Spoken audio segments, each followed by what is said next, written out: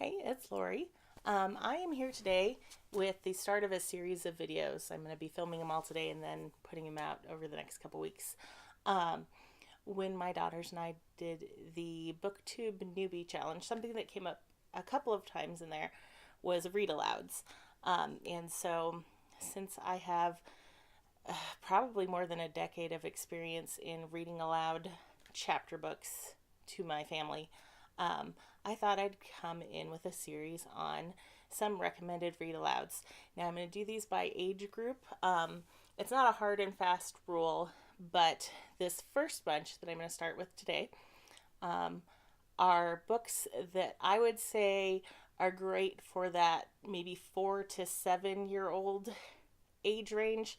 Now, generally speaking, I would say that most 4 year olds can handle reading aloud chapter books.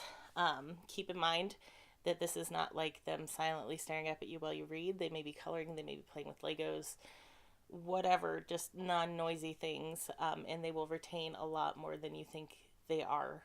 Just based on their actions. So don't expect great behavior during read alouds.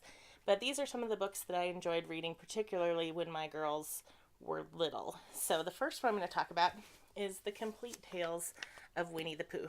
Now, I grew up with Disney Winnie the Pooh, and I hated Winnie the Pooh. And so I basically got this because it seemed like the sort of thing you were supposed to read to your kids.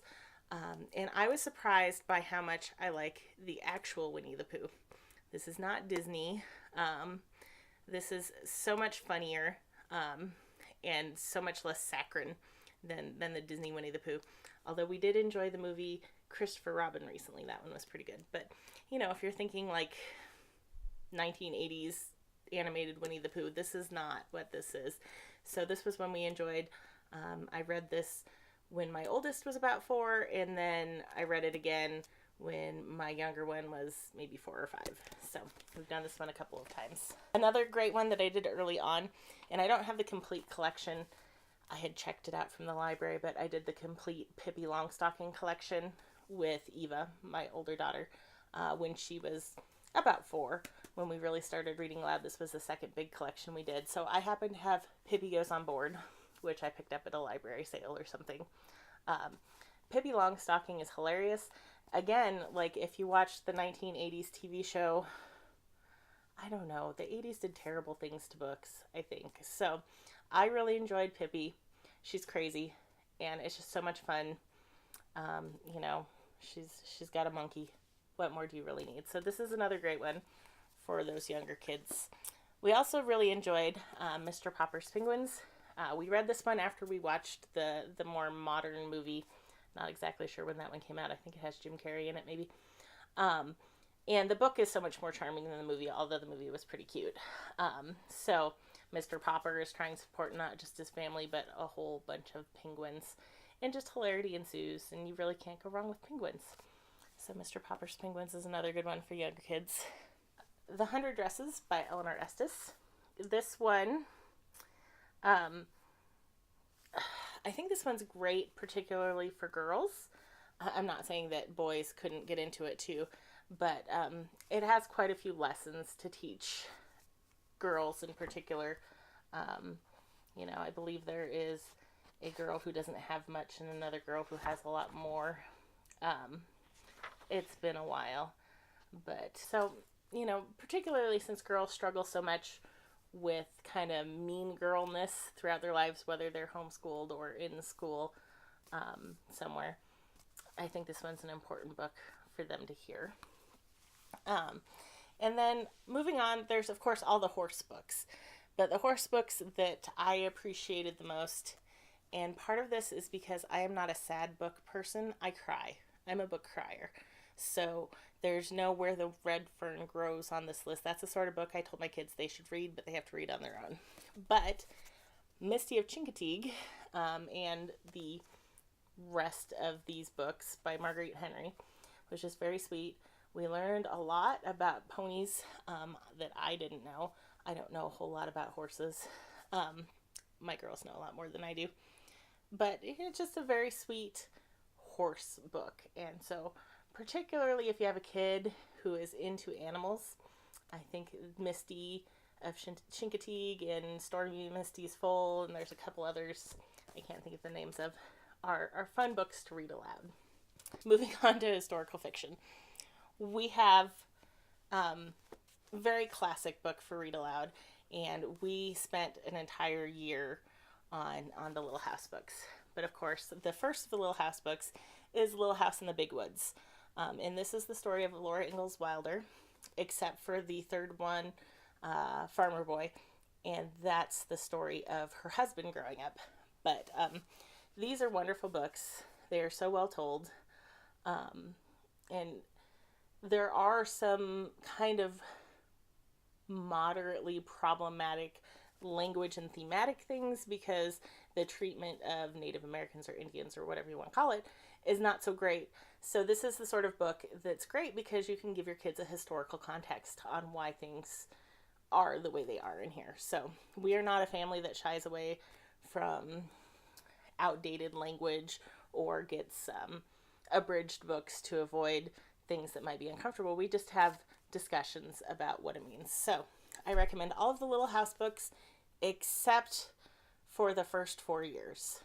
That one was hard, and I cried terrible, snotty, awful read aloud tears, and my kids thought I was losing my mind. But it just is a heartbreaking story. It was never really finished. So I don't recommend that one for read aloud, but the rest of them make great read aloud books. And then we enjoyed them so much that we went on to find several more series set within the Little House. So this is more like biography-ish because it is written by Laura Ingalls Wilder and it's about her childhood. Now there have been several historical fiction series that are spin-offs of this. If you want to go to her daughter Rose,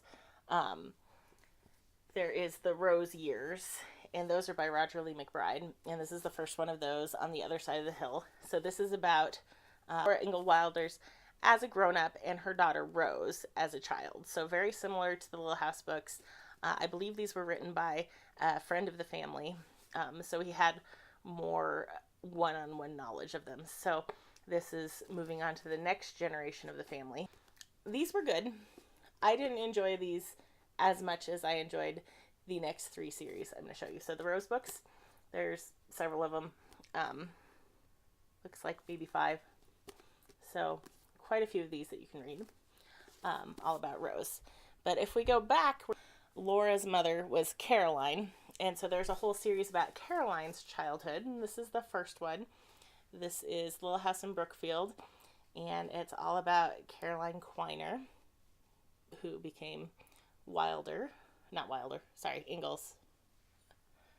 Laura Ingalls became a Wilder. Anyway, so Caroline Quiner is a girl in the town of Brookfield, Wisconsin. So this talks all about her life story, very much like the Little House on the Prairie books.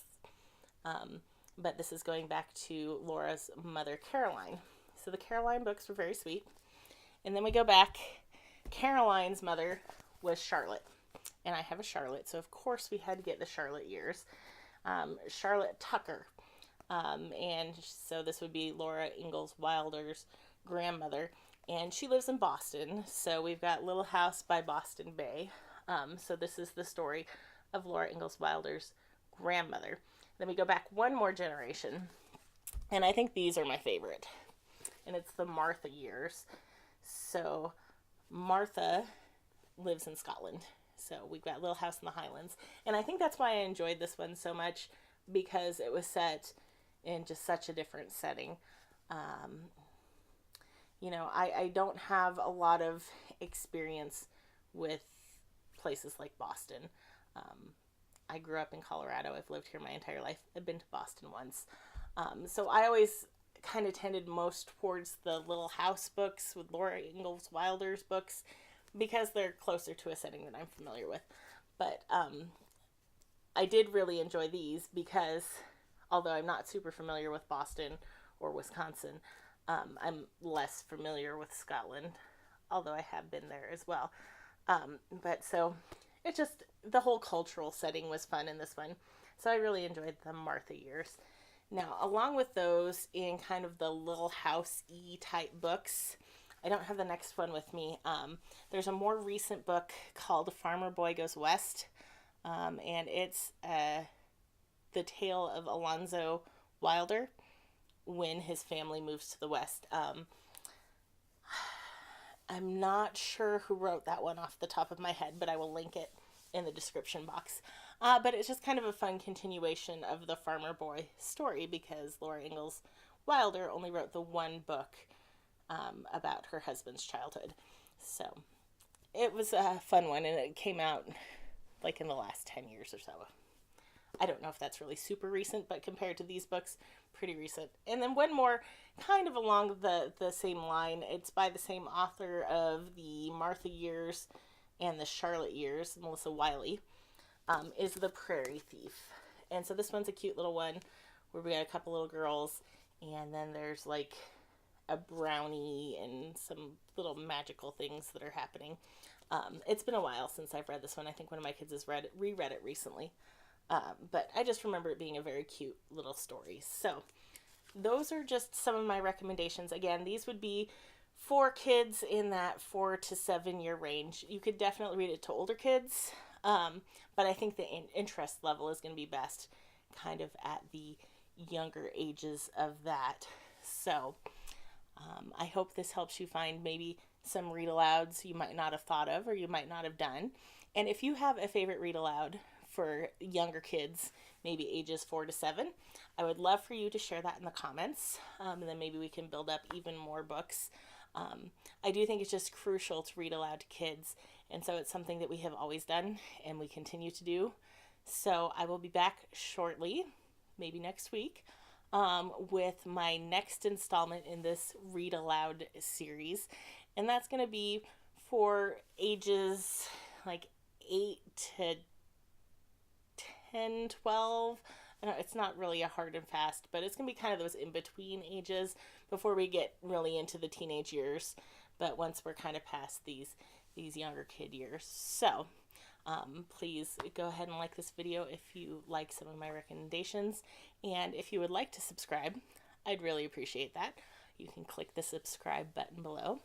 But until next time, thanks for watching. Bye.